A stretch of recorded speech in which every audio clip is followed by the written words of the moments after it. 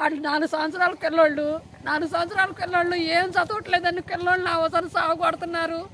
అదే వాళ్ళ పిల్లోళ్ళు ఇంట్లోకి వెళ్ళి సాగు కొట్టి సారీ అని చెప్పి వెళ్ళిపోతే ఆయన ఊరుకుంటాడా? మాట్లాడకుండా ఊరుకుంటాడా?